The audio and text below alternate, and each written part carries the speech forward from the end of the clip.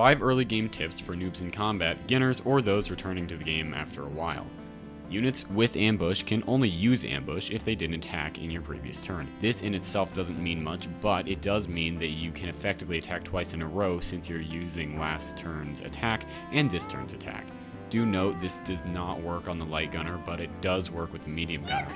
Though gems and nuggets are relatively valuable, don't be too scared to spend them. If you only pay attention to the campaign rewards, you'll notice that after getting your gems or your nuggets, that you can't get it anymore.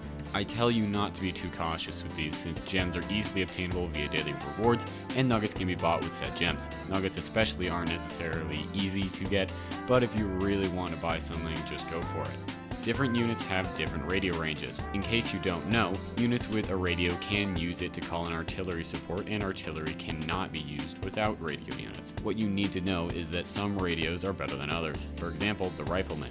One of the 2 starting units can only call in artillery literally right in front of them, while the sniper team can call it in from up to 3 tiles away. Units with Veterancy, these badge things, are much harder to kill and are much better at killing depending on how much they have. You can get up to 3 Veterancy on any given unit by killing other units. Infantry get 1 Veterancy for every knockout since they are typically quite prone to dying, while everything else gets 1 Veterancy for every 2 knockouts. Since this is for beginners, I'm not going to get into the exact stats of Veterancy, but I will tell you that you should do your best to keep any units with it alive. Finally, in almost all cases, the unit at the end of any given evolution tree is extremely good in some way.